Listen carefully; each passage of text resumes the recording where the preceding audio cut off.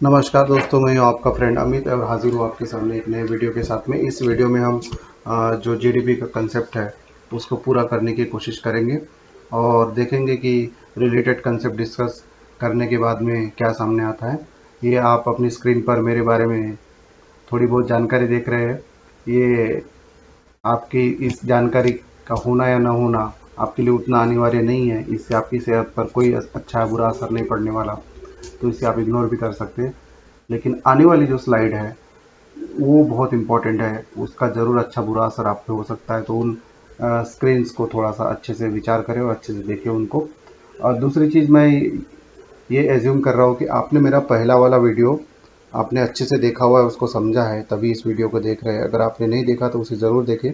Otherwise जो concept है जो हमने उसमें डिस्कस किए हैं, उन कंसेप्ट को डिस्कस करने के बाद ही इस वीडियो को देखा जाना चाहिए। नहीं तो ये वीडियो समझने में आपको थोड़ी परेशानी हो सकती है, परेशानी का सामना आपको करना पड़ सकता है।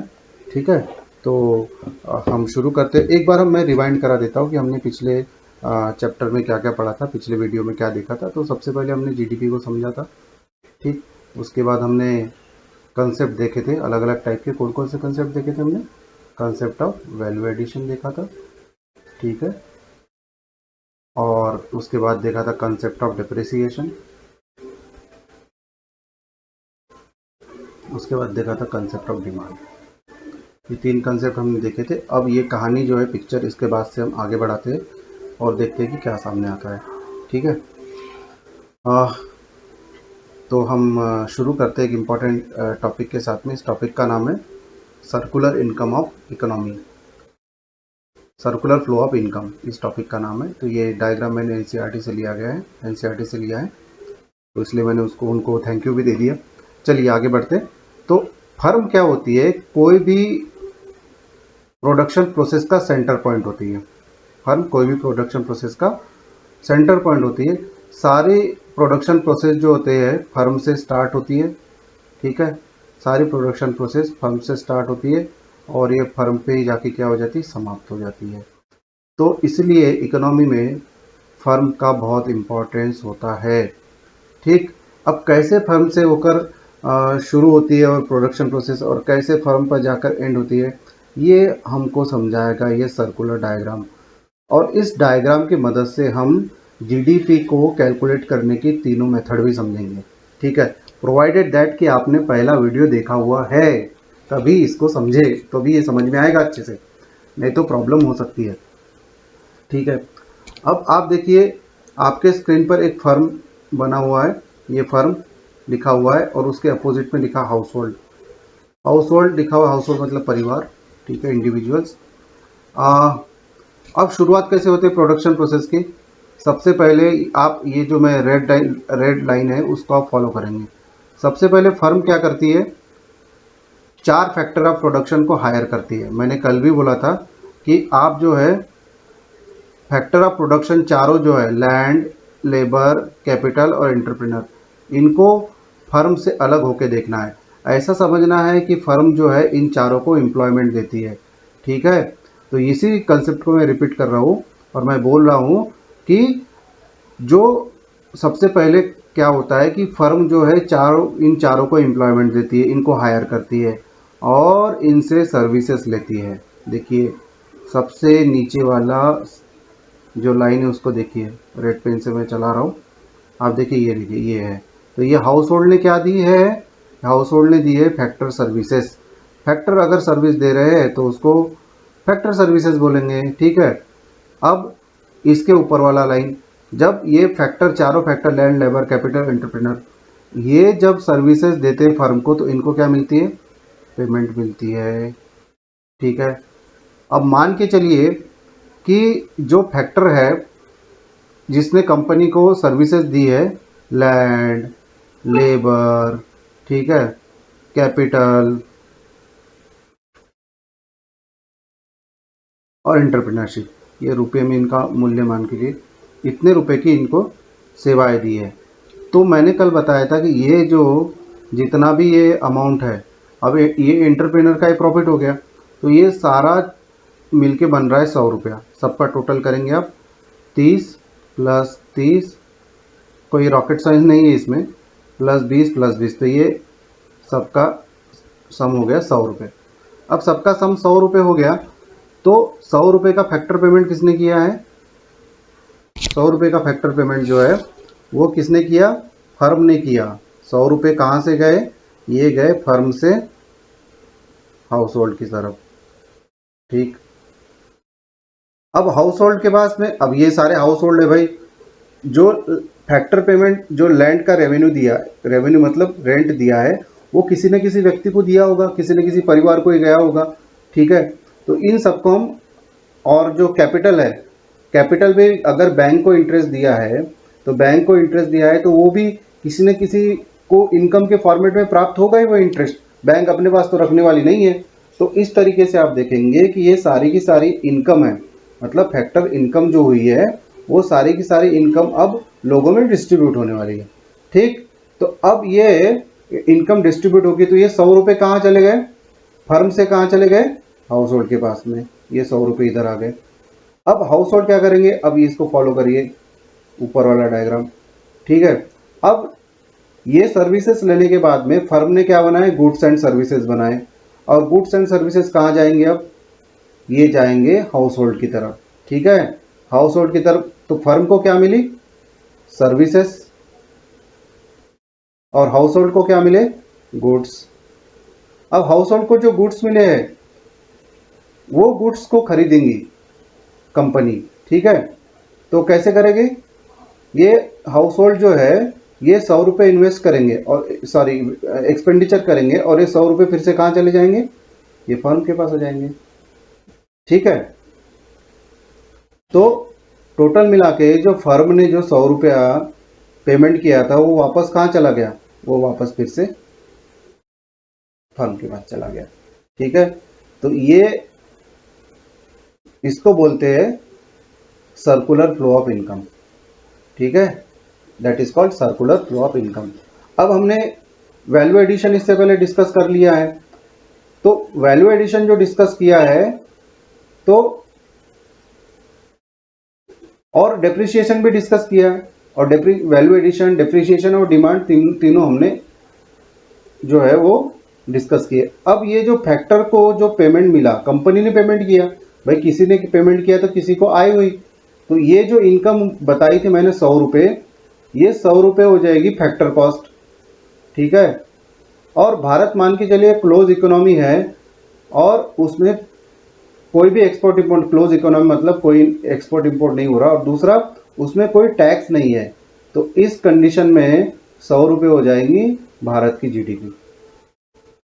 ठीक है, 100 रुपये क्या हो जाएगी? जीडीपी। कैसे कैलकुलेट किया हमने? हमने जितने भी हाउस होल्ड को इनकम मिलती उन सबका इनकम का सम कर दिया। भाई ये इनकम का ही तो सम है, लैंड लेबर कैपिटल को जो मिला 100 रुपये, कैसे का है ये मैंने बताया था। तो इसको बोलते हैं जीडीपी कैलकुलेशन का इनकम मेथड। अब कल हमने ये समझे थे कि जो फैक्टर का पेमेंट होता है वो गुड्स एंड सर्विसेज के जो वैल्यू एडिशन होता है उसके बराबर होता है। वैल्यू एडिशन बराबर फैक्टर कॉस्ट, ये हमने कल इस नतीजे पर पहुंचे थे। तो ये जो मेथड है गुड्स एंड सर्विसेज वाली, जब गुड्स प्रोड्यूस कर रही है, और कैसे प्रोड्यूस कर रही है? कोई भी कंपनी गुड्स कैसे प्रोड्यूस करती है भाई? वैल्यू ऐड करने के बाद प्रोड्यूस करती है। तो ये हो गई आपकी वैल्यू एडिशन मेथड।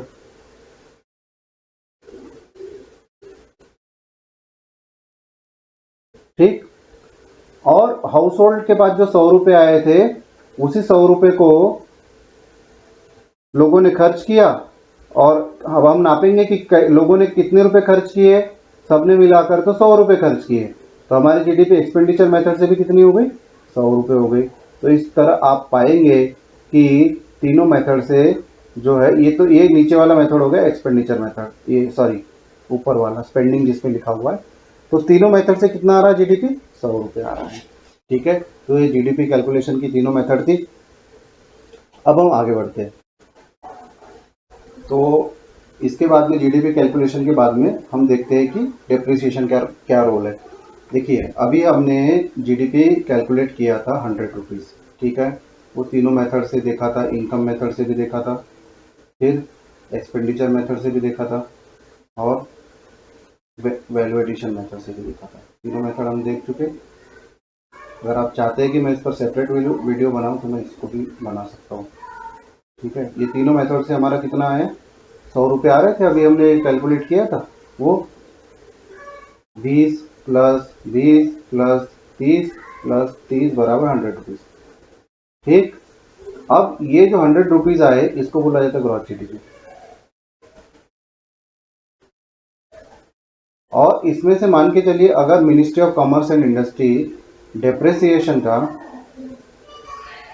का रेट 10% डिसाइड करती है, तो उस कंडीशन में 100 जो कैपिटल का डिप्रिसिएशन का रेट 10% है, मतलब 10% मतलब पूरी इकोनॉमी में यूनिफॉर्म रेट है 10% का। तो सबने 100 रुपये की जीडीपी प्रोड्यूस हुई है भाई, वैल्यू एडिशन हुआ है, और उस वैल्यू एडिशन में 100 रुपये के वैल्यू एडिशन में मान के चलिए हम लोग क्या करते हैं, 10 रुपये घटा देते, काय के घटा देते हैं, डेप्रिसिएशन के। ये भी हम कल समझ चुके हैं। तो 100 रुपये और ये 10 रुपये हम माइनस करेंगे, तो ये रुपये 90 रुपये बचेंगे। तो ये बोला जाता है नेट डोमेस्टिक प्रोडक्ट। ठीक है, ये क्या है, नेट डोमेस्टिक प्रोडक्ट। मतलब जीडीपी में से अगर डेप्रिसिएशन घटा दिया जाए तो हमको जो मिलता है वो बोलता है नेट डोमेस्टिक प्रोडक्ट। आप इसको याद रखेंगे, यही इंपॉर्टेंट फार्मूला है। लेकिन ये बात ध्यान रखिए कि हम अभी तक नेशनल इनकम के ऊपर नहीं आए हैं।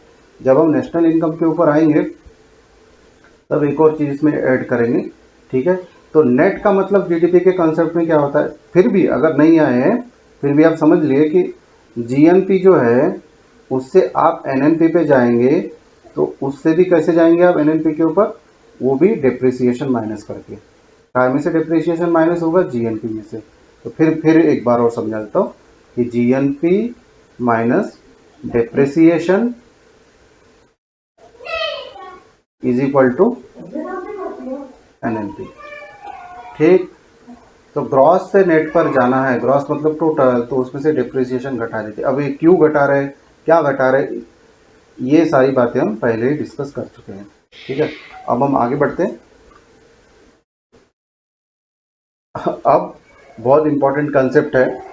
अब हम ये देखेंगे कि फैक्टर कॉस्ट क्या होती है, मार्केट प्राइस क्या होता है, बेस प्राइस क्या होता है। दूसरा, अब इसमें ये भी हमको समझना है कि पहले वाली जीडीपी और नई वाली जीडीपी का जो झगड़ा है वो क्यों हो रहा था, क्या उसमें फॉल्ट थे, तो इसको भी हमको समझना है। ठीक है, तो हम आगे बढ़ते हैं। तो फैक्टर कॉस्ट मतलब क्या होता है, फैक्टर कॉस्ट मतलब कोई भी कंपनी फैक्टर को जितना पेमेंट करती है वो कॉस्ट उसकी फैक्टर कॉस्ट हो जाती है। जैसे कि आप ये एग्जांपल देखिए आपकी स्क्रीन के ऊपर, लैंड, लेबर, कैपिटल, एंटरप्रेन्योर, इन सभी को कोई फर्म मान के चलिए ए है, उसने 10,000, 20,000, 50,000 और 20,000 दिए है, तो इन सबका टोटल आया 1,00,000 रुपये। ठीक है, तो यही करस्पॉन्डिंग फैक्टर इनकम हो गई। सब में बटेगी भाई, लैंड का जो रेंट है वो अगर फर्म पे कर रही तो किसी न किसी को जा रहा है ना वो रेंट। तो ये इसी तरीके से आप मान के चलिए कि फैक्टर इनकम भी हो गई हमारी 1,00,000 रुपये। ठीक है, तो ये जो 1,00,000 रुपये जो आए हैं ये जीडीपी ऑन फैक्टर कॉस्ट है।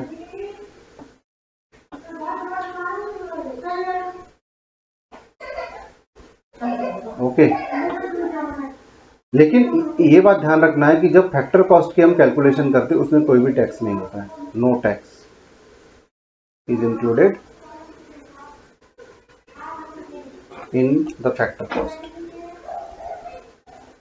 ठीक है, फैक्टर कॉस्ट में कोई भी टैक्स इंक्लूड नहीं होता है, ना तो कोई टैक्स इंक्लूड होता है ना ही कोई सब्सिडी इंक्लूड होती है। ठीक है, कोई टैक्स भी इंक्लूड नहीं है और कोई सब्सिडी भी इंक्लूड इसमें नहीं होती है। ठीक है, तो अब हम थोड़ा सा टैक्स क्या होता है, टैक्स जो है मैंडेटरी पेमेंट देते हैं गवर्नमेंट को, वो टैक्स होता है। और सब्सिडी क्या होती है, जैसे दुकानदार के पास जाते हैं और आप उसको बोलते हैं कि मान लो 10 रुपये किलो आलू है, आप उसको बोलते हैं कि तू 8 रुपये किलो दे दे, 2 रुपये की छूट मांग रहे हैं आप, तो जो गवर्नमेंट छूट देती है वो सब्सिडी होती है। बस इतना सिंपल लैंग्वेज में। तो अब हम आगे बढ़ते हैं, ये फैक्टर कॉस्ट हो गई। अब जो टैक्सेस इसमें ऐड कर दे जाए, टैक्सेस अगर इसमें ऐड कर दिए जाए तो क्या होगा? सीधी सी बात है कि प्राइस बढ़ेगा। मान के चलिए कि टैक्स का रेट जो है वो है 10%। ठीक है, अगर टैक्स का रेट 10% है तो इसमें अगर आप 10% जोड़ देते हैं तो 1 लाख का जो हमारी जीडीपी है उसका 10% कितना हुआ भाई? उतना उसका 10% हुआ 10,000 रुपये। ठीक है, तो अब हमारा वैल्यू हो गया 1,10,000 रुपये। ठीक भाइयों, अब 1,10,000 रुपये हमारा वैल्यू हो गया। लेकिन क्या होता है कि जब कोई कंपनी प्रोड्यूस करती है कोई भी चीज़ तो गवर्नमेंट उसको सब्सिडी देती है, मतलब छूट देती है। भाई जैसे कोई कॉपर का प्रोडक्शन है तो कॉपर के प्रोडक्शन के लिए भाई उसने रॉयल्टी पेमेंट छोड़ दिया कि रॉयल्टी पेमेंट मत करो, या कोई पुर्जा या कोई कच्चा माल उसको इंपोर्ट करना है उसके ऊपर उसने टैक्स की छूट दे दी, तो सब्सिडी दे दी। जैसे आपको एलपीजी सिलेंडर के ऊपर सब्सिडी दी जाती है तो आपके लिए भी प्राइस कम हो जाता है कि नहीं हो जाता? तो वैसे ही वो सब्सिडी भी किसको जाएगी? अगर गवर्नमेंट कोई भी सब्सिडी देती है, ठीक है, तो वो सब्सिडी सीधे किसको जाएगी? वो सब्सिडी जाएगी फैक्टर्स ऑफ प्रोडक्शन में डिस्ट्रीब्यूट हो जाएगी, उसकी कॉस्ट कम हो जाएगी। तो जब भी उसमें टैक्स जो है वो फैक्टर कॉस्ट पे हमेशा जुड़ेगा और सब्सिडी क्या हो जाएगी? उसमें से माइनस हो जाएगी। ये 10% रेट है सब्सिडी का। अब मान के चलिए कि सॉरी टैक्स का रेट 10% है, अब मान के चलिए कि सब्सिडी का रेट 8% है, तो 1 लाख के ऊपर कितनी सब्सिडी हो गई? 8,000 रुपये की। तो 8,000 रुपये की सब्सिडी हो गई तो हमारा प्राइस टोटल हो गया 1,02,000 रुपये। ठीक है, तो ये हो गया हमारा मार्केट प्राइस। ठीक, तो एक बार हम इसको समझते हैं कि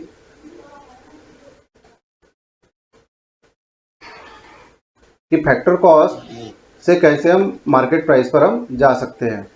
ठीक है, तो फैक्टर कॉस्ट सॉरी तो फैक्टर कॉस्ट जो है वो कितनी आई थी हमारी? 1 लाख रुपए। इस पे हमने टैक्स लगाया कितने रुपए का? 10,000 रुपये का, 10% के हिसाब से। और छूट कितनी दी गवर्नमेंट ने हमको? 8,000 रुपये। तो जो टोटल मिलेगा वो होगा 1,02,000 रुपये और ये हमारा हो गया मार्केट प्राइस। ठीक, ये आपको समझ में आ गया होगा, तो हम आगे बढ़ते। अब देखिए जो टैक्सेस भी होते, अब ये बेस प्राइस का कंसेप्ट आ गया। अब मैं ये मान के चलता हूँ कि जो फैक्टर कॉस्ट और मार्केट प्राइस का कंसेप्ट आपको मालूम है। देखिए FC plus tax minus subsidy. Subsidy क्यों घटा रहे हैं ये समझ में आया कि नहीं आया? नहीं आया होगा तो बताइए, मैं बता दूंगा एक बार फिर से। तो ये हो जाएगा मार्केट कॉस्ट। ठीक है, ये एफसी जो है प्लस इसको बोलते हैं net taxes, net indirect taxes बराबर मार्केट कॉस्ट। ठीक, अब इसके अलावा अब ये देखिए कि टैक्स कितने प्रकार के होते हैं, इसको भी हम समझते हैं थोड़ा सा। ठीक है, टैक्स कितने टाइप के होते हैं? टैक्स अलग अलग टाइप के हो सकते हैं। तो दो टाइप के टैक्स होते हैं, एक प्रोडक्ट टैक्स होता है, एक प्रोडक्शन टैक्स होता है। ठीक है, टैक्स कितने टाइप के होते हैं? दो टाइप के, मतलब वो डायरेक्ट इनडायरेक्ट वाला नहीं, हम जीडीपी कैलकुलेशन के लिए क्या लेंगे। ठीक है, तो ये हो गया प्रोडक्शन टैक्स और एक हो गया प्रोडक्ट टैक्स। ठीक, वो आप इस बात को ध्यान रखना कि हमने भाई 10% जो है वो टैक्स का रेट रखा है, बराबर है, और हमने सब्सिडी का रेट कितना रखा था? 8% रखा था। इस बात को आपको ध्यान रखना है। ठीक, और सब्सिडी भी कितने टाइप की होती है? दो टाइप की होती है, एक प्रोडक्ट और एक प्रोडक्शन। तो टैक्सेस दो टाइप के, production tax and product tax, और सब्सिडी भी दो टाइप की, प्रोडक्शन सब्सिडी और प्रोडक्ट सब्सिडी। ठीक, अब हम क्या करते, एक नए एग्जाम्पल लेके एक बार फिर से इन दोनों टैक्स और सब्सिडी को समझने की कोशिश करते हैं। तो प्रोडक्ट टैक्स और प्रोडक्शन टैक्स।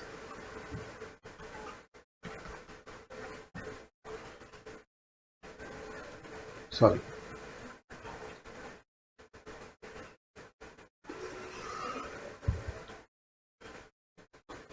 प्रोडक्शन टैक्स वो टैक्स होता है जो वॉल्यूम ऑफ प्रोडक्शन पर डिपेंड नहीं करता है। मतलब चाहे आप एक पेन बनाएं, चाहे आप 1000 पेन बनाएं, टैक्स जितना लगना है उतना ही लगेगा। ठीक।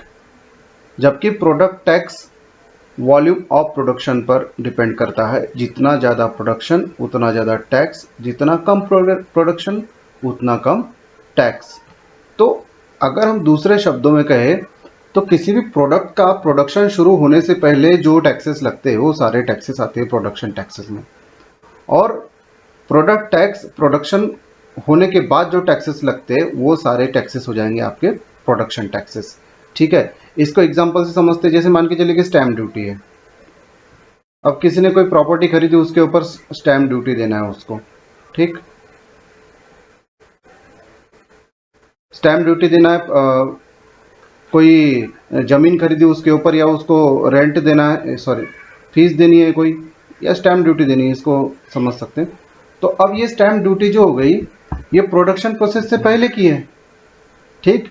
इसमें मशीनरी अभी लगने की है, पेन का उत्पादन शुरू होने का है, इसलिए इसको हम बोलेंगे प्रोडक्शन टैक्स। स्टैम्प ड्यूटी क्या हो जाएगी? Production tax. इसी तरीके से रजिस्ट्रेशन है, रजिस्ट्रेशन ऑफ फर्म। कोई फर्म है उसको रजिस्टर करना है, कोई कंपनी को रजिस्टर करना है, तो ये सब सारी प्रोसेस कब की है? ये जब पहले की प्रोसीजर है, जब हमने प्रोडक्शन शुरू नहीं किया है, तो ये हो गए प्रोडक्शन टैक्स। और प्रोडक्ट टैक्स कौन से हो गए? जैसे पेन आ गया मार्केट में,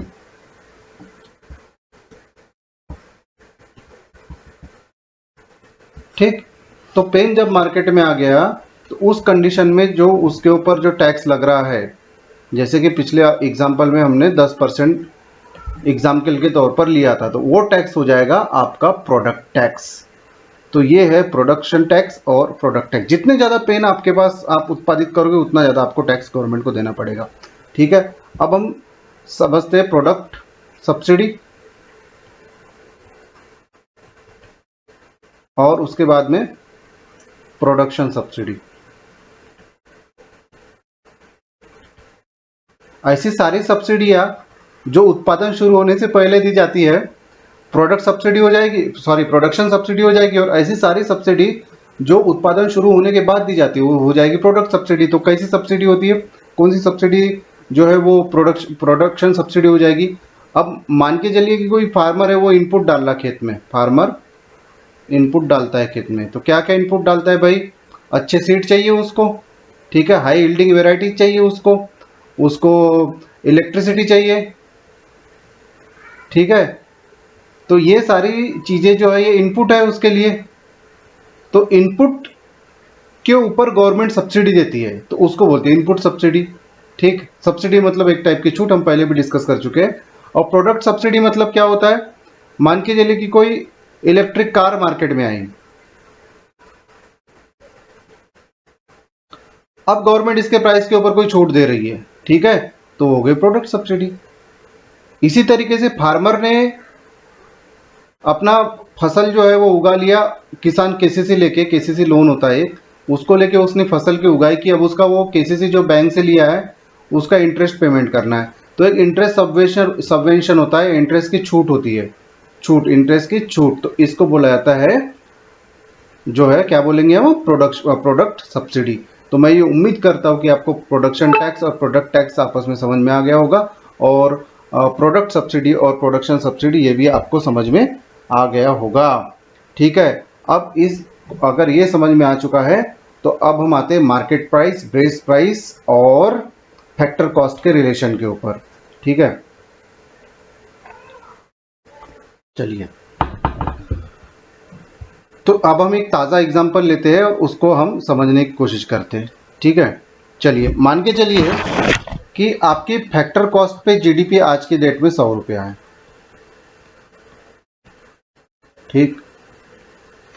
अब इसके बाद में हम टैक्स और सब्सिडी की बात करते हैं। हमारे देश में मान के चलिए टैक्स की रेट है 20% और सब्सिडी की रेट है 10%। ठीक। तो इस कंडीशन में अगर हम पुरानी वाली मेथड से हम कैलकुलेट करें जीडीपी, ठीक है, तो क्या हो जाएगा? भाई ये 100 मार्केट जीडीपी, मार्केट प्राइस पे जीडीपी क्या हो जाएगी? मार्केट प्राइस पे जीडीपी ये हो जाएगी 100 प्लस 20 माइनस 10 बराबर 110 रुपये। ठीक। अब लेकिन हम क्या करते हैं, टैक्स को दो भागों में बांटते हैं। एक हो गया प्रोडक्शन और एक है प्रोडक्ट। उसी तरीके से इसको भी हम प्रोडक्शन और प्रोडक्ट में बांटते हैं। और ये क्या है? सब्सिडी है। अब देखिए, ये प्रोडक्शन और प्रोडक्ट में हमने बांट दिया टैक्स को, तो अब हम इसको मान के चलते हैं कि ये 12% है और ये 8% है। उसी तरीके से हम सब्सिडी को 50-50% कर देते हैं। ठीक है, ये 5 रुपये की है, 100 रुपये के ऊपर ये 12 रुपये की है, और सॉरी 100 रुपये ओवर टैक्स, प्रोडक्शन टैक्स 12 रुपये का है, प्रोडक्ट टैक्स 8 रुपये का है। ठीक है, या अब हम कैलकुलेशन करते हैं। तो कैलकुलेशन करेंगे तो सबसे पहले हम क्या देखेंगे? Production tax minus production subsidy. देखिए, और ये 100 रुपये, 100 रुपये क्या हो गया? फैक्टर कॉस्ट है। ठीक, अब ये 100 रुपये में जब जोड़िए, प्रोडक्शन टैक्स कितना है? ये हो गया 12 रुपये, और प्रोडक्ट सब्सिडी कितनी हुई? 5 रुपये। तो ये 100 प्लस 7 बराबर 107, ये बोलेंगे हम बेस प्राइस। इधर एक कोने में मैं एक चार्ट बना देता हूँ हल्का सा। ये देखिए, इसमें देखिए आप, ये हो गया फैक्टर कॉस्ट 100 रुपये, ये हो गया बेस प्राइस 107 रुपये, और अब हम आगे निकालते हैं मार्केट प्राइस। ठीक, तो मार्केट प्राइस हम कैसे निकालेंगे? मार्केट प्राइस निकालने के लिए ये 1007 हो गया, इसको 107 करेंगे। ये जो 107 रुपये आया, ठीक, इस 107 रुपये का प्रोडक्शन टैक्स और प्रोडक्शन सब्सिडी की, प्रोडक्ट सब्सिडी कितनी मान के चलिए इसके ऊपर? प्रोडक्ट टैक्स 8 रुपये का है। ठीक है, और प्रोडक्शन सब्सिडी कितने रुपए की है? 5 रुपये की है।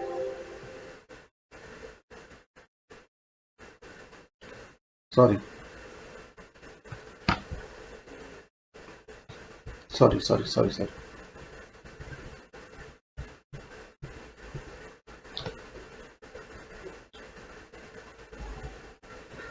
हाँ, और प्रोडक्शन, ये 8 रुपये के क्या हो गया? प्रोडक्ट टैक्स, और ये माइनस 5 रुपये की हो गई प्रोडक्ट सब्सिडी। तो आप देखेंगे कि 7 और 3 कितना हो गया? 110। तो मार्केट प्राइस कितना है इसका? 110 रुपये।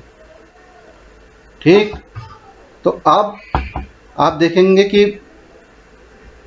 फैक्टर कॉस्ट सबसे कम है, बेस प्राइस जो है वो दोनों के बीच में है, और मार्केट प्राइस जो है वो है 110 रुपया, मतलब ये सबसे ज़्यादा है। तो अगर आप एक स्केल ड्रॉ करें ऐसा ऊर्ध्वाधर, ठीक है, और इसको नंबरिंग करें, तो आप पाएंगे कि ये फैक्टर कॉस्ट सबसे नीचे होती है, उसके बाद आ जाती है बेस प्राइस आ जाती है, और उसके बाद आती है मार्केट प्राइस। ठीक है, तो तीनों में कौन बड़ा होता है? मार्केट प्राइस सबसे ज़्यादा बड़ी होती है। अब हम जो इतनी देर से बेस ईयर की बात कर रहे थे, हम उसको समझने की कोशिश करते हैं। तो बेस ईयर की ज़रूरत क्यों पड़ती है हमको, ये समझना है। तो इसको एक हम एग्जांपल लेते हैं। मान के चलिए एक कोई कार फैक्ट्री है, वो कारों का उत्पादन, कितनी कारें? एक कार का मूल्य मान के चलिए 25 रुपये है। ठीक है, और वो 2012 में 4 कार बनाती है, तो टोटल कारों का मूल्य कितना हुआ? 100 रुपये। अगर देश में सिर्फ कार का ही उत्पादन हो रहा है, तो जीडीपी कितनी हो गई? फैक्टर कॉस्ट या मार्केट प्राइस के ऊपर, फैक्टर कॉस्ट के ऊपर थोड़ी देर के लिए 100 रुपये। ठीक, अब मान के चलिए कि बात हम करते हैं 2018 में, 2021 में। अब हर कार का मूल्य मान के चलिए 50 रुपये है, और वो 200 रुपये की कार बनाती है, कुल कार प्राइस। मूल्य। तो इस कंडीशन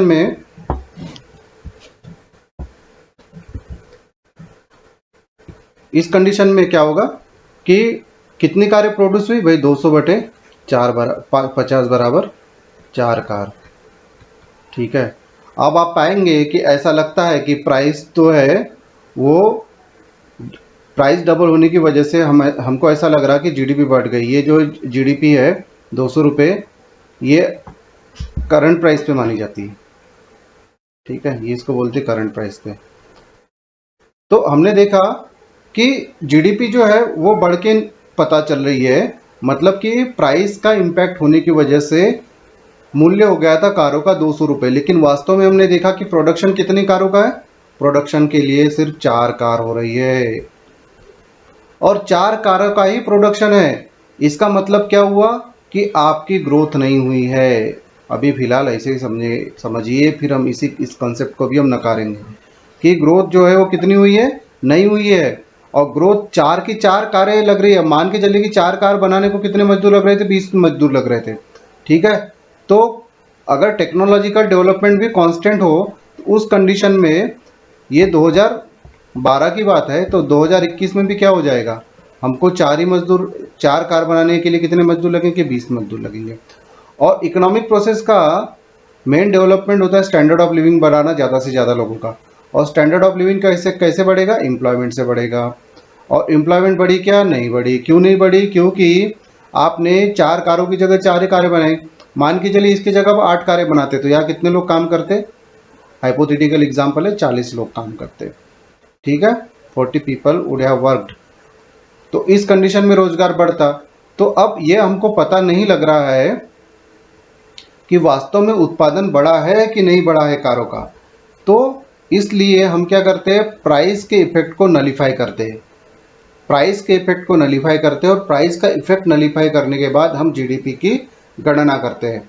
जब प्राइस के इफेक्ट को हमको नलीफाई करना है तो हमको कोई ना कोई एक साल का प्राइस तो लेना पड़ेगा जिस पर हम कैलकुलेट करें। तो फिलहाल क्या होता है, जो 2012 है उसके प्राइस को लेके गणना की जाती है। ठीक है, तो उसको बोला जाता है बेस ईयर। उसको बोला जाता है क्या, बेस ईयर। ठीक है, और तो हमने जो 100 रुपये जो जीडीपी निकाली थी, 100 रुपये जो जीडीपी निकाली थी, वो बेस ईयर के प्राइस के आधार पर थी। ठीक है, तो ये जो बेस ईयर के प्राइस के आधार पर जो जीडीपी, देखिए बेस प्राइस अलग है और बेस ईयर अलग अलग है। ठीक है, तो बेस ईयर के आधार पर हमने ये बेस ईयर में जो प्राइस था उसके आधार पर ही जीडीपी हमने निकाली थी। तो इसको बोलते हैं कांस्टेंट प्राइस पे जीडीपी। ठीक, और ये 2021 में जो हमने निकाला था, ये जीडीपी है इज एट करंट प्राइस। ठीक, तो जीडीपी एट करंट प्राइस और जीडीपी एट कांस्टेंट प्राइस, इसको बोला जाता है, इनके रेशियो को बोला जाता है जीडीपी एट करंट प्राइस और जीडीपी एट कांस्टेंट प्राइस, इनके रेशियो को बोला जाता है जीडीपी डिफ्लेटर। ठीक है, तो अब आपको समझ में आया होगा कि क्यों प्राइस के इफेक्ट को नलीफाई किया जाता है और क्यों हम करंट प्राइस पे जीडीपी का कैलकुलेशन ना करते हुए क्यों कांस्टेंट प्राइस पर करते हैं। बेस ईयर का जो प्राइस होता है उसको बोलेंगे हम कांस्टेंट प्राइस, और जिस साल में हम गणना कर रहे हैं उसको बोलेंगे करंट प्राइस। ठीक है, तो अब हम देखते हैं कि अभी हमारे पास क्या सिस्टम है और पहले हमारे पास क्या सिस्टम था और अभी हमारे पास क्या सिस्टम है। अब हम इसको समझने की कोशिश करते हैं। पहले के मेथड में क्या होता था, हम फैक्टर कॉस्ट निकालते थे। फैक्टर कॉस्ट मतलब क्या होता है, लैंड, लेबर, कैपिटल और एंटरप्रेन्योरशिप। ठीक है, इन सभी का टोटल करते थे और जो टोटल आता था वो क्या हो जाता था, भारत की जीडीपी हो जाता था। लेकिन ये फैक्टर कॉस्ट भाई 2 ईयर के हिसाब से निकाली जाती है। एक होता है कांस्टेंट ईयर, जिसको हम क्या बोलेंगे, बेस ईयर भी बोलेंगे, और एक होता है करंट ईयर। करंट ईयर मतलब 2021 और ये हो गया 2012 फॉर एग्जांपल। ठीक, तो इस कंडीशन में 2012 की जीडीपी की फैक्टर कॉस्ट लेंगे कि 2021 के जीडीपी की फैक्टर कॉस्ट लेंगे। मोस्ट ऑफ द पर्पस के लिए हम 2012 के फैक्टर कॉस्ट को लेते थे। मतलब जीडीपी बराबर, पुरानी मेथड बोल रहा हूँ मैं, यहाँ लिख दूँ ओल्ड मेथड, ये देखिए, सॉरी ये अगली स्लाइड है। ये है ओल्ड मेथड।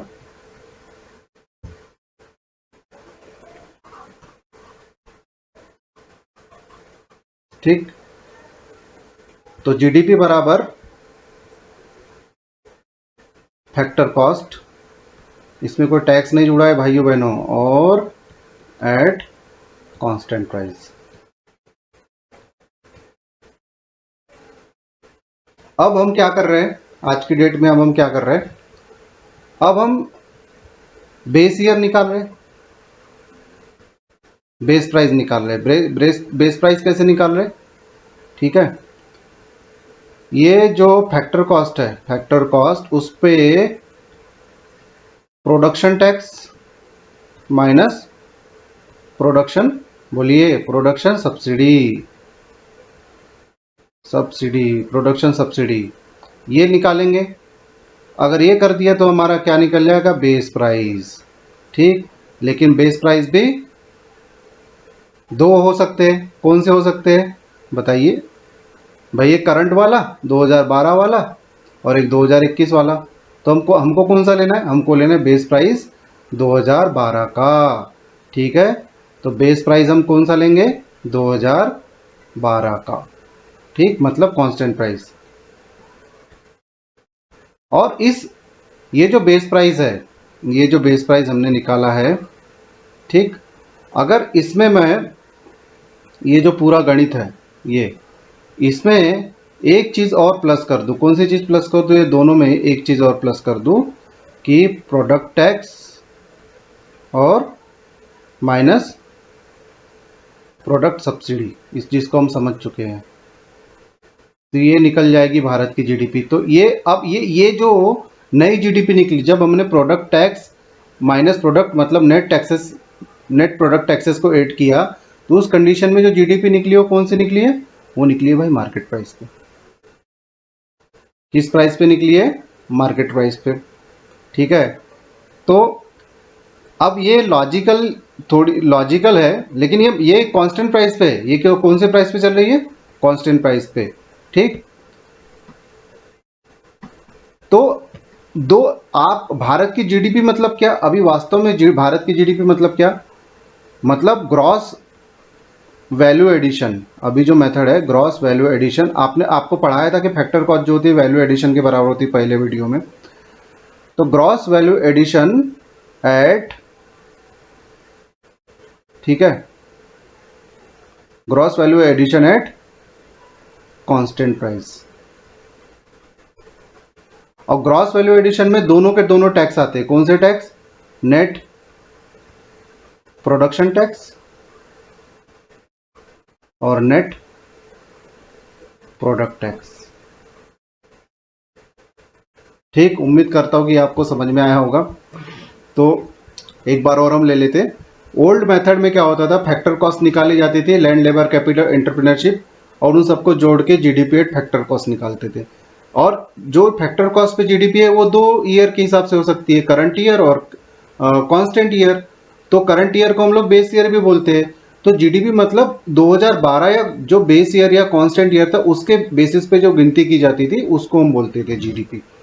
अब क्या हुआ, फैक्टर कॉस्ट गया जीडीपी के कैलकुलेशन के लिए, ये सब सारा सिस्टम किया गया system of national accounting, UN के स्टैंडर्ड से मैच करने के लिए ये सारी प्रोसीजर की गई है। ठीक है, उनके रूल्स और रेगुलेशन है, उनके रूल्स और रेगुलेशंस के एट पार लाने के लिए हमने ये मेथोडोलॉजी चेंज की है। कोई ऐसे गवर्नमेंट के मूड बना और चेंज कर दिया, ऐसा नहीं है। तो अब क्या करते हैं, फैक्टर कॉस्ट में क्या कर देते हैं, प्रोडक्शन मतलब फैक्टर कॉस्ट मतलब वही वैल्यू एडिशन है, जो भी वैल्यू एडिशन हुआ उस वैल्यू एडिशन में क्या, फैक्टर कॉस्ट और वैल्यू एडिशन दोनों बराबर होते हैं कभी भी। तो जो वैल्यू एडिशन है उसमें प्रोडक्शन और प्रोडक्ट नेट प्रोडक्शन टैक्सेस जोड़ देते हैं, तो बेस प्राइस बन जाता है। अब इस बेस प्राइस में हम क्या जोड़ेंगे, प्रोडक्ट टैक्स और माइनस प्रोडक्ट सब्सिडी। लेकिन ये कौन से ईयर के लिए हो रहा है, ये सब ईयर के लिए हो रहा है, 2012 कांस्टेंट प्राइस के लिए हो रहा है। तो अब ये कांस्टेंट प्राइस मतलब मार्केट प्राइस, कांस्टेंट प्राइस और मार्केट कॉस्ट, ये याद रखना है कि कांस्टेंट प्राइस और मार्केट कॉस्ट। तो जीडीपी, भारत की जीडीपी कितनी होंगी भाई? At market gross value addition at market price, market cost, market cost थोड़ी देर के लिए हम लिखेंगे क्योंकि प्राइस डबल हो जाता है। Market cost at constant prices. ठीक, ये है भारत की जीडीपी वर्तमान में। तो gross value addition at market cost, मगर कौन सी मार्केट कॉस्ट?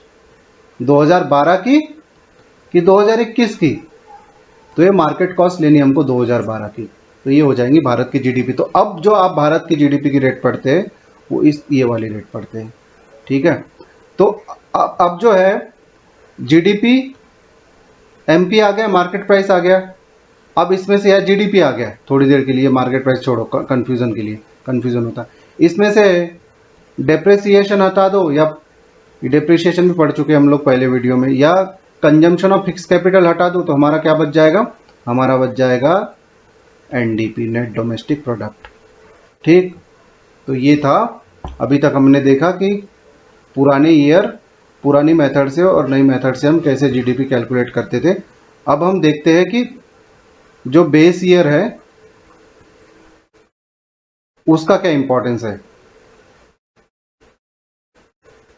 और वो चेंज क्यों करते हैं। Why does it change. अब हम देखते हैं कि बेस ईयर में चेंजेस फ्रिक्वेंटली क्यों किए जाते हैं।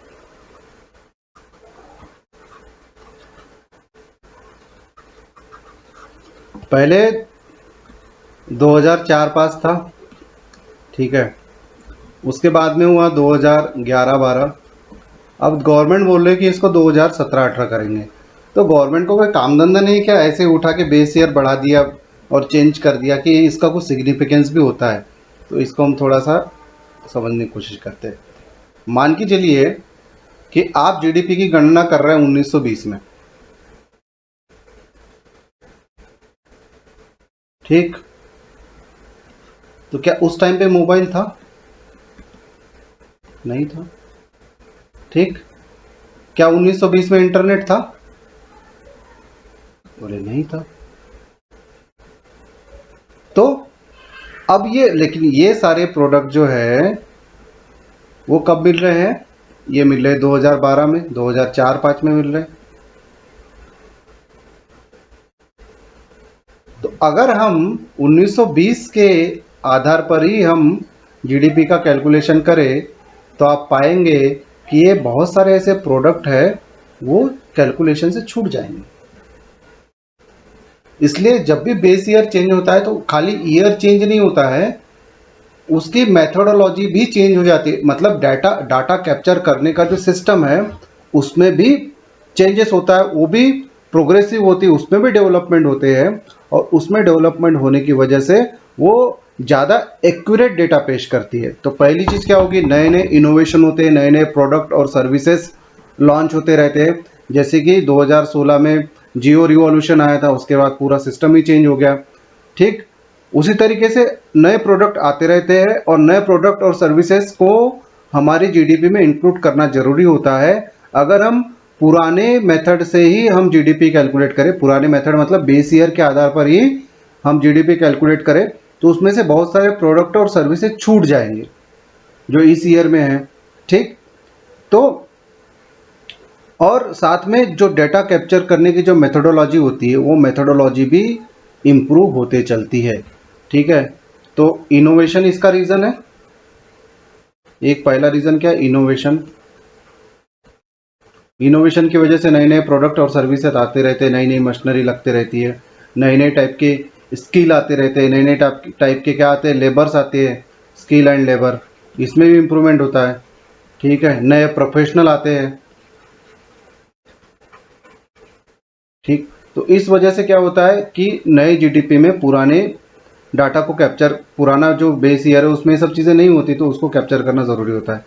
तीसरा क्या है कि जो डेटा कैप्चर की मेथोडोलॉजी है उसमें इम्प्रूवमेंट होता है।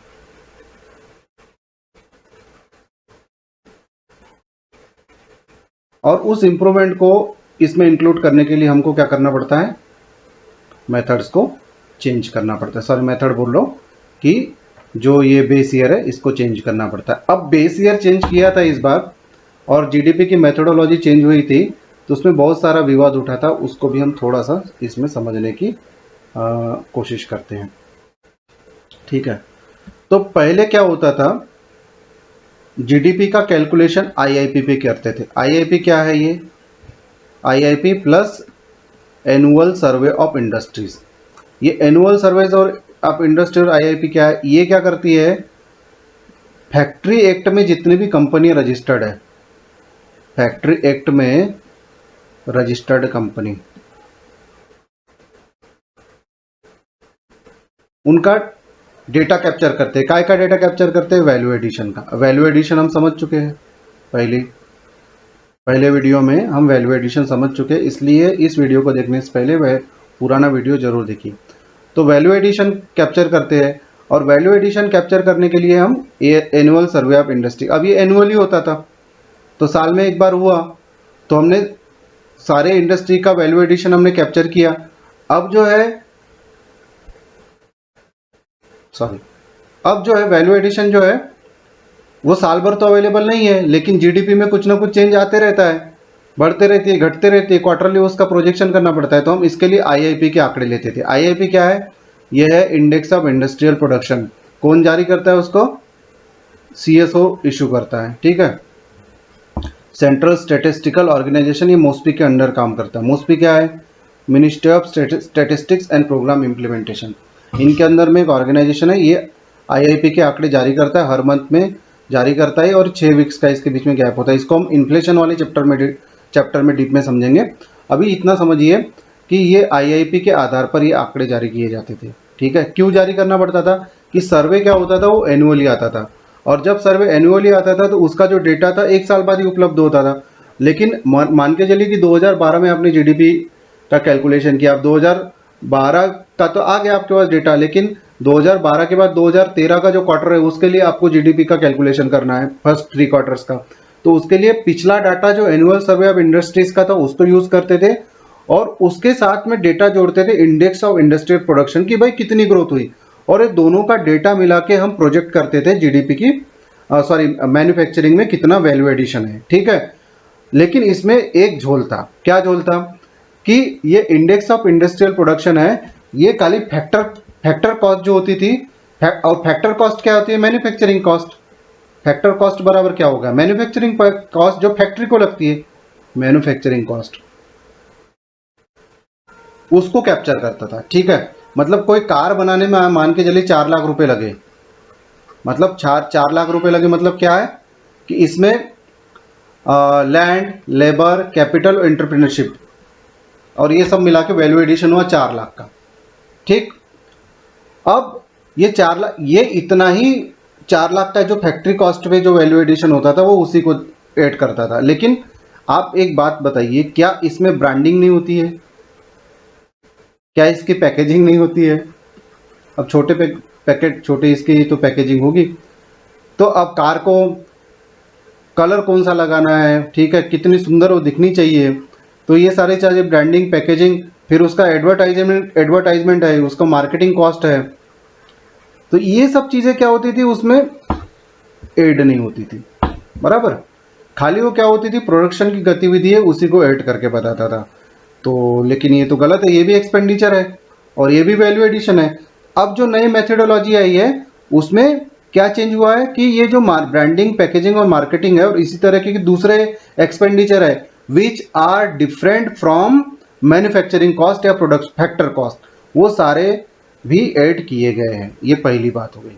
ठीक, अब इसके अलावा दूसरा क्या किया गया, दूसरा ये किया गया कि मैंने आपको सभी एक एग्जांपल देके समझाया था कि 25 रुपए की 4 कारें, आपको याद हो तो 100 रुपए, फिर 50 रुपये की 4 कारें तो बराबर 200 रुपये। अब इसको भी समझिए, मैंने ये भी बोला था वो टाइम पे कि हम इसको कॉन्ट्राडिक्ट करेंगे करके। मान के चलिए कोई कंपनी 4 ही कार बना रही है थोड़ी देर के लिए, ठीक, लेकिन प्रोडक्शन नहीं बढ़ रहा। लेकिन ऐसा तो हो सकता है ना कि भाई पिछली कार में जो है एसी नहीं आता था, अब नई कार में एसी लगा दिया, तो एसी वैल्यू एड हुआ कि नहीं हुआ? और जैसे एसी एसी का वैल्यू एडिशन हुआ, आपका एम्प्लॉयमेंट बढ़ा, क्योंकि नए नई चीज़ें, नए आपको वर्कर्स की जरूरत पड़ेगी। कोई भी नया वैल्यू एडिशन करते हैं तो उसके लिए नए वर्कर्स आपको लगाने पड़ेंगे, ठीक है। अब मान के चलिए कि कोई सेफ्टी फीचर जोड़ दिया एक्स्ट्रा, ठीक है, कभी क्रूज कंट्रोल जोड़ दिया, टायर प्रेशर मॉनिटरिंग जोड़ दिया, तो ये सारी चीज़ें जब आप जोड़ देंगे तो कार का वैल्यू ऐड हुआ कि नहीं? कार का वैल्यू बढ़ेगा कि नहीं बढ़ेगा? एम्प्लॉयमेंट बढ़ेगा कि नहीं बढ़ेगा? लेकिन पुरानी मेथोडोलॉजी में ये कैप्चर ही नहीं होता था, ठीक है। इसलिए अब हम क्या करते हैं, वैल्यू एडिशन के ऊपर भी ज़्यादा जोर देते हैं, क्योंकि भले उसका प्रोडक्शन स्टेगनेंट रहा हो, लेकिन वैल्यू एडिशन तो हर साल हो रहा ना, और वैल्यू एडिशन हो रहा मतलब ग्रोथ भी हो रही है, एम्प्लॉयमेंट भी बढ़ रहा है। तो ये 2 रीज़न हो गए। तो तीसरा रीज़न क्या है इसमें? तीसरा रीज़न ये है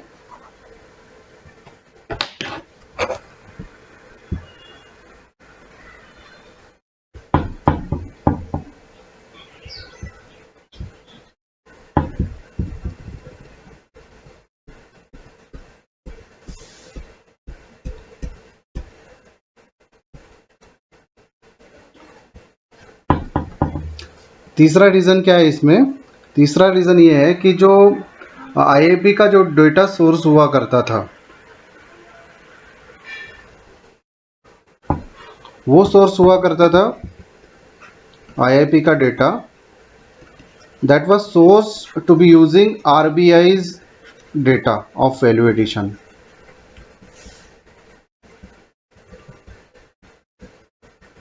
तो annual survey of industries plus IIP बराबर ये होता था वैल्यू एडिशन का प्रोजेक्शन।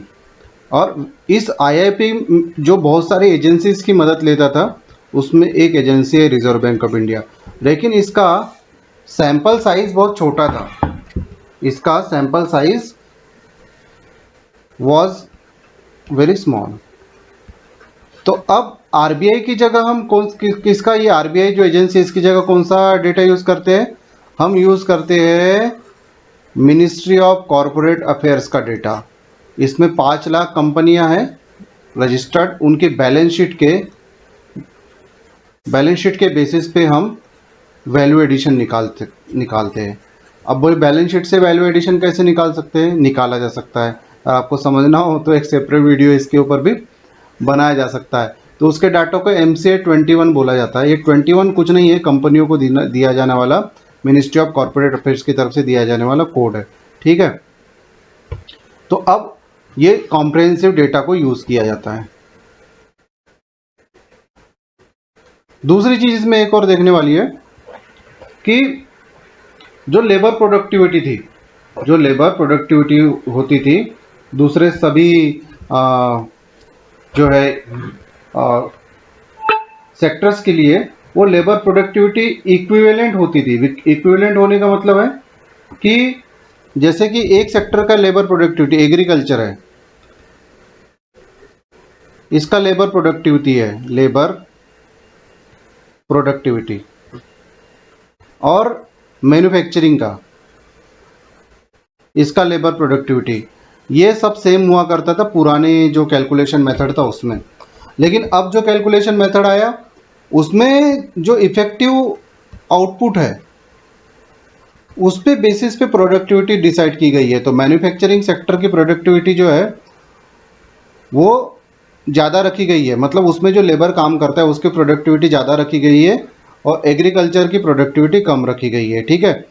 अब उसी टाइम पे यही विवाद हुआ था कि भाई आईआईपी आपका निगेटिव में चल रहा है, सारे जो चीज़ें निगेटिव में चल रही है, तो आप ग्रोथ कैसे दिखा रहे हो? तो उसका रीज़न ये था कि देखो एग्रीकल्चर में क्या है, एग्रीकल्चर इसमें क्या है,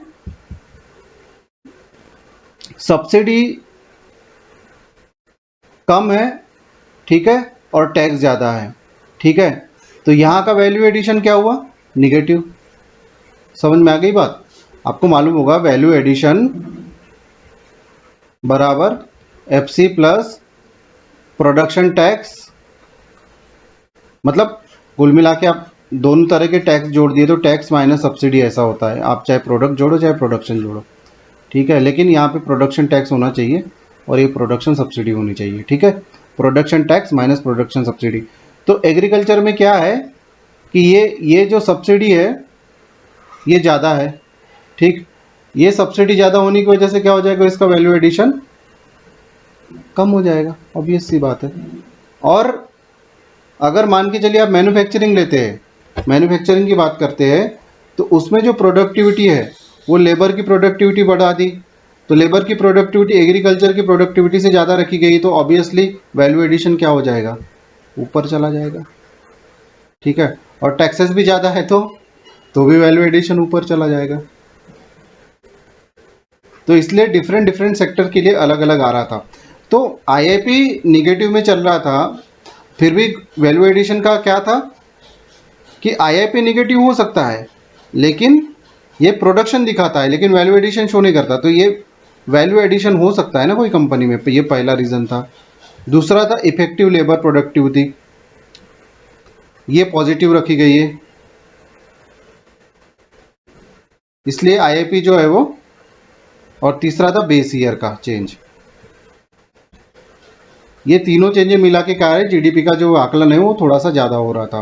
तो ये था पुराना और नया जीडीपी का कैलकुलेशन। अब मुझे मैं इस बात को मान के चलता हूँ कि आपको पूरा जीडीपी का कैलकुलेशन समझ में आया होगा, ठीक है, पहले वीडियो से लेकर आखिरी वीडियो तक। अब हम नेशनल इनकम की तरफ जाते हैं। तो नेशनल इनकम क्या होती है, नेशनल इनकम होती है फैक्टर इनकम। फैक्टर इनकम मतलब क्या, लैंड, लेबर, कैपिटल और एंटरप्रेन्योरशिप, ये हो गए फैक्टर इनकम, ठीक है। ये किसके फैक्टर इनकम, रेसिडेंट की। तो रेसिडेंट मतलब कौन, रेसिडेंट मतलब जो भारत में 1 साल से ज़्यादा टाइम के लिए काम कर रहे हैं। तो ऐसा भी हो सकता है यूएसए का जो सिटीजन है, he is working in India for more than 1 year, तो इसकी इनकम इसमें कैलकुलेट करेंगे क्या, तो है yes, we will calculate.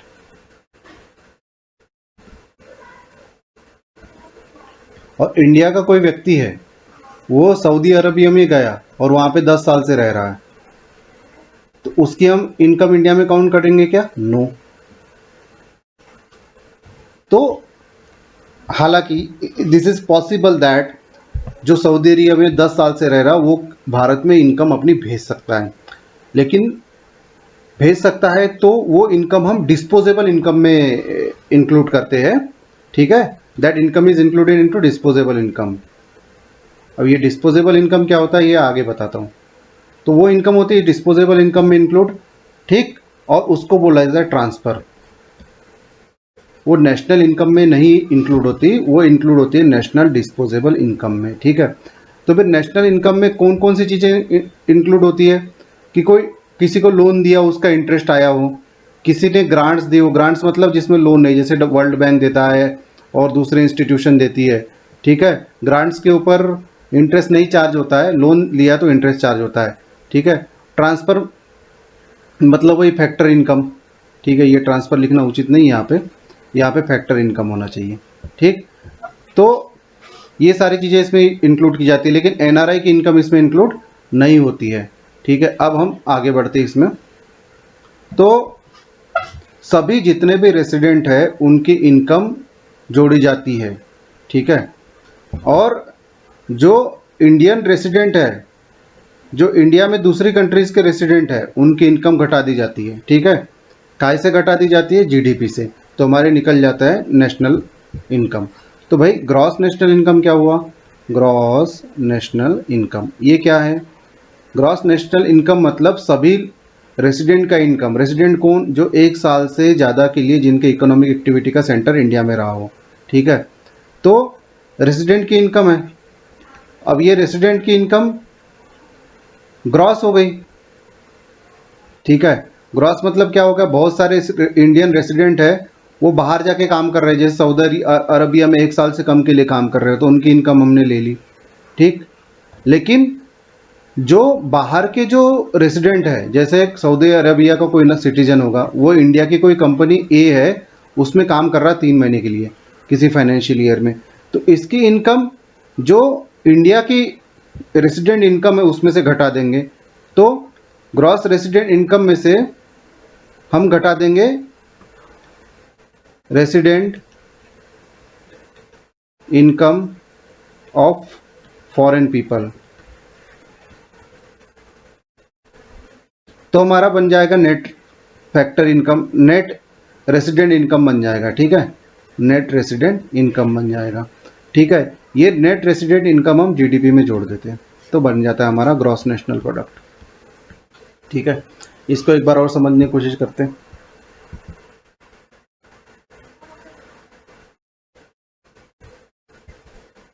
GDP में क्या था, जितना भी डोमेस्टिक इकोनॉमी में गुड्स एंड सर्विसेज प्रोड्यूस हो रहे थे उन सबका मॉनेटरी वैल्यू था।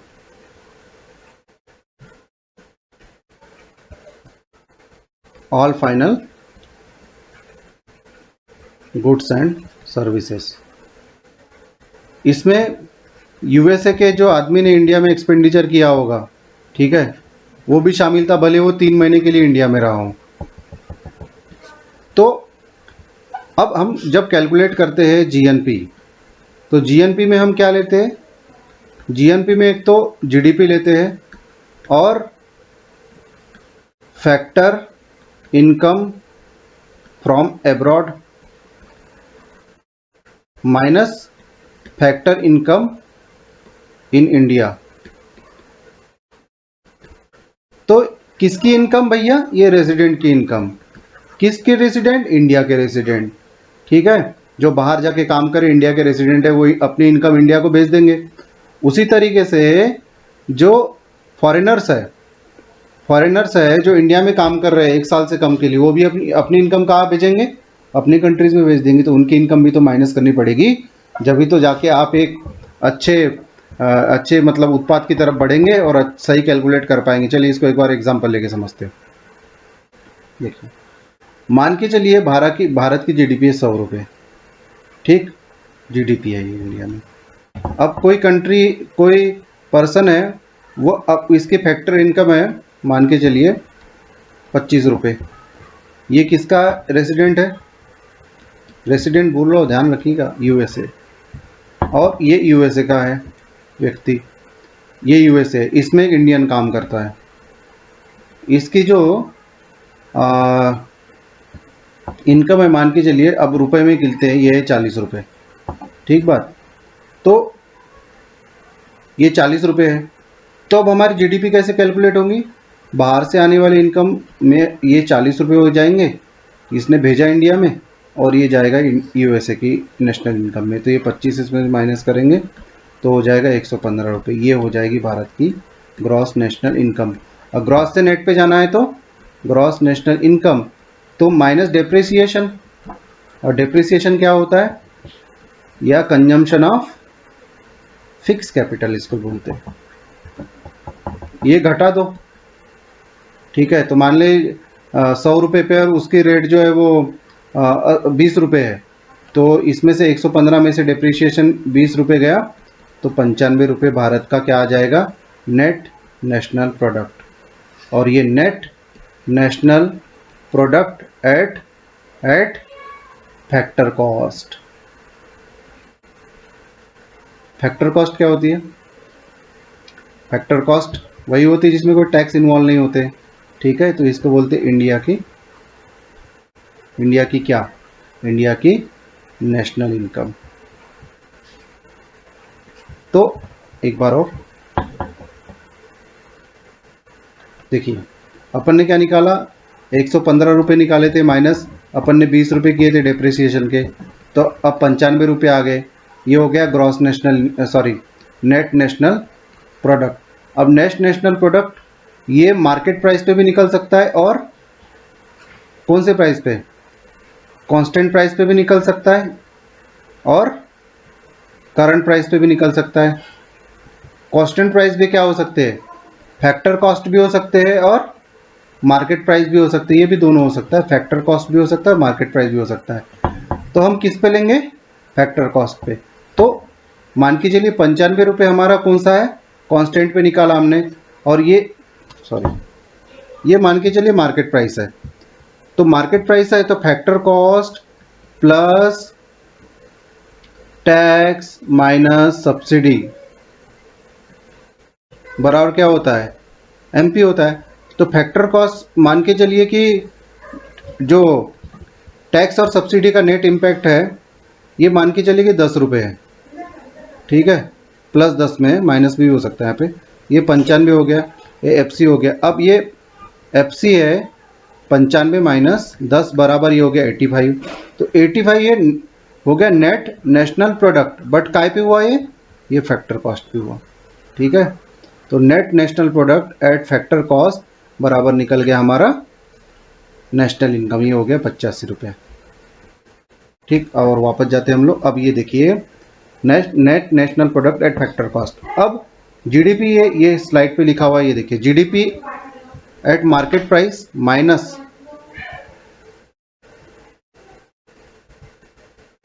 GDP at market price minus net production taxes minus net product taxes minus plus NIP. और ये फार्मूला मैं आपको समझा देता हूं, देखिए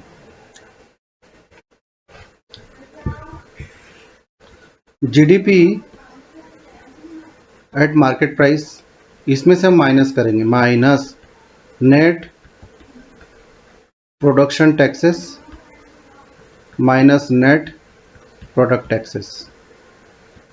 अब बताइए दोनों चीज़ें माइनस कर दी तो क्या आ जाएगा, ठीक है।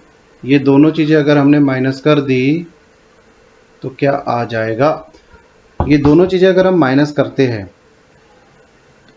और इसमें से plus net foreign income, net income from net foreign income जोड़ देते हैं, तो ये बन जाएगा आपका सब मिला के जीएनपी। भाई देखिए मार्केट प्राइस में से सारे टैक्सेस घटा दो, टैक्सेस दो ही टाइप के, प्रोडक्ट्स और प्रोडक्ट सब घटा दिए। तो जब ये घटा दिए तो आपके पास ये जो घटाने के बाद जो प्रोडक्ट बनेगा वो बनेगा फैक्टर कॉस्ट, यस और नो, यस। सारे टैक्स आप मार्केट प्राइस में से घटा दीजिए तो आपका बन जाएगा फैक्टर कॉस्ट। अब फैक्टर कॉस्ट में से क्या करेंगे, नेट फॉरेन इनकम जोड़ दो आप इसमें, तो ये हो गया ग्रॉस जीडीपी। और इस ग्रॉस जीडीपी में से आप घटा दो क्या, ग्रॉस जीएनपी, इसमें घटा दो डेप्रिसिएशन, तो आपका क्या बन जाएगा, ये बन जाएगा net national product at factor cost. इसी को बोलते हैं नेशनल इनकम, यही लिखा गया है, ये जो फॉर्मूला है ये यही है, ठीक। अब आप स्क्रीन पे देख पा रहे हो कौन सी चीज़ें जोड़नी है कौन सी चीज़ें नहीं जोड़नी है, आप ये एक बार देख लेना, ठीक है। अब हम आगे बढ़ते हैं। अब आता है एक पर्सनल इनकम, ठीक है। पर्सनल इनकम क्या होती है और एक होती है पर कैपिटा इनकम। ये दोनों का हम समझते हैं, दोनों में क्या डिफरेंस है। पर कैपिटा इनकम,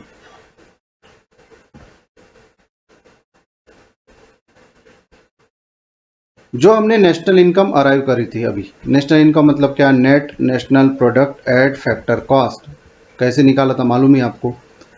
तो ये पर्सनल इनकम एक कलेक्टिव कॉन्सेप्ट है। कलेक्टिव कॉन्सेप्ट मतलब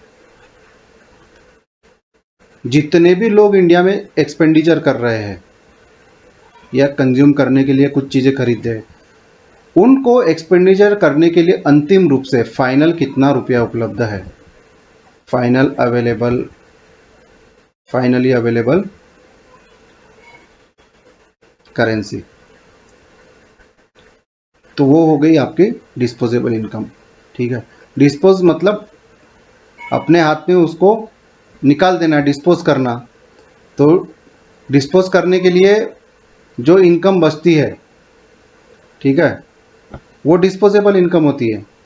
और पर्सनल इनकम क्या होती है, पर्सनल इनकम कलेक्टिव कंसेप्ट है। कलेक्टिव कंसेप्ट मतलब क्या, कलेक्टिव कंसेप्ट मतलब कि सभी लोगों को एक्सपेंडिचर करने के लिए इंडिया में कितनी इनकम अवेलेबल है, तो उसको बोलते हैं हम पर्सनल इनकम। जैसे फॉर एग्जांपल मान के चलिए डिस्पोजेबल इनकम को थोड़ी देर के लिए भूलिए, जैसे हमने नेशनल इनकम निकाला था net national product at factor cost, ठीक है। अब लेकिन ये नेशनल इनकम है, मान के चलिए 100 रुपये मिली है इंडिया को, तो ये सारे लोगों को खर्च करने के लिए पूरा 100 का 100 रुपये मिल जाता है क्या, ऐसा नहीं होता है, ठीक है। इसमें से जो लोग है कलेक्टिवली इंटरेस्ट पे करते हैं, कोई ना कोई चीज होती है जिसके ऊपर इंटरेस्ट पे करते हैं, वो उनके पास थोड़ी रहती है। इंटरेस्ट पे करना मतलब क्या, बैंक से लोन लिया वो पे करते हैं। मैं कलेक्टिवली बोल रहा हूँ, सभी लोगों का ऐड करके बोल रहा हूँ, पर्सनल नहीं बोल रहा हूँ एक एक का अलग अलग। उसके बाद में जो कॉरपोरेट टैक्स है वो गवर्नमेंट को जाता है, ठीक है, वो लोगों को थोड़ी मिलता है। तो हम नेशनल इनकम में वो सारी चीजें घटा रहे हैं जो लोगों को वास्तव में नहीं मिलती है। तो इंटरेस्ट जो पे करते हैं बैंकों को मिलता है क्या, नहीं मिलता। कॉर्पोरेट टैक्स मिलता है क्या, उनको नहीं मिलता। लेकिन जो गवर्नमेंट जो पैसा देती है, जो सब्सिडी देती है, या फिर कोई फर्म जो कुछ पैसा देती है, अलाउंसेस देती है, वो सारे क्या होते हैं, उनको मिल जाते हैं। तो इंटरेस्ट पे वो नहीं मिला, कॉर्पोरेट टैक्स नहीं मिला, उसको घटा दिया, सब्सिडी या जो भी ट्रांसफर है गवर्नमेंट की तरफ से वो मिलेंगे, तो उसको ऐड कर दो। तो अब मान के चलिए सबके चलिए 100 रुपये है ये नेशनल इनकम, इसमें से इंटरेस्ट करते 10 रुपये का, कॉर्पोरेट टैक्स हो गया है 5 रुपये का, और गवर्नमेंट की तरफ से जो है वो फिर से 5 रुपये लोगों को मिल जाते हैं, ठीक है। तो अब नेट इम्पैक्ट कितना रहा इसका, ये बराबर 90 रहा। तो 90 जो इनकम मिला वो गई पर्सनल इनकम, मतलब पर्सनल इनकम कैसे, सभी लोगों की। और पर कैपिटा इनकम क्या होता है, पर कैपिटा इनकम मतलब होता है कि जो नेशनल इनकम हुआ उसको सबके पॉपुलेशन से भाग दे दो। अब ये इंडिविजुअल कॉन्सेप्ट है, ये इंडिविजुअल के लिए निकलेगा। तो इंडिविजुअल के लिए निकलेगा तो इसको बोला जाता है पर कैपिटा इनकम, ठीक है। नेशनल इनकम को if you divide by the population of India, then you will get the per capita income, whereas personal income means the collective concept, it is for the people who are ready to do expenditure in India, okay। अब इतना होने के बावजूद भी भले उनको सभी लोगों को 90 रुपये मिल गए, लेकिन सभी खर्चा करेंगे क्या, नहीं। ये जो 90 रुपये हमने कैलकुलेट किए थे, ये 90 रुपये में से क्या होगा, कुछ टैक्स कटेगा और कुछ फाइन्स कटेंगे जो भी भरते होंगे लोग, ठीक है। टैक्स के ऊपर टैक्स डिले कर दिया तो उसके ऊपर फाइन हो गया, तो टैक्स मान, और दोनों चीजें, ये 10 रुपये का टैक्स मिला है, 5 रुपये का फाइन्स मिल गया, तो अब ये 75 रुपये ये लोग पूरे खर्च कर सकते हैं। तो that is called disposable income, ठीक है। तो ये मुझे विश्वास है कि आपको पर्सनल इनकम और डिस्पोजेबल इनकम का कंसेप्ट समझ में आया होगा। अब हम आगे बढ़ते हैं। अब हम इंपॉर्टेंट टॉपिक ले रहे हैं, वो है परचेसिंग पावर पैरिटी। देखिए दो टाइप की रेट होती है, एक होती है मार्केट रेट, किसकी, लेकिन रेट किसकी, रेट होती है डॉलर की, रुपए के, डॉलर एंड रुपीस, इनकी रेट की मैं बात कर रहा हूँ। मार्केट रेट, मार्केट रेट किस बेस पर काम करते हैं, that work on basis of demand and supply. कैसे डिमांड एंड सप्लाई पर काम करती है, अगर रुपए की डिमांड ज़्यादा है तो रुपया स्ट्रांग हो जाता है, मतलब रुपए की आज की वैल्यू मान के चलिए 70 रुपीज़ बराबर, ₹70 बराबर $1 है, ठीक है। अब मार्केट में रुपए की डिमांड बढ़ गई तो क्या हो जाएगा, रुपया स्ट्रांग हो जाएगा, तो ये क्या हो जाएगा, 60 रुपये हो जाएगा $1 के बराबर, ठीक।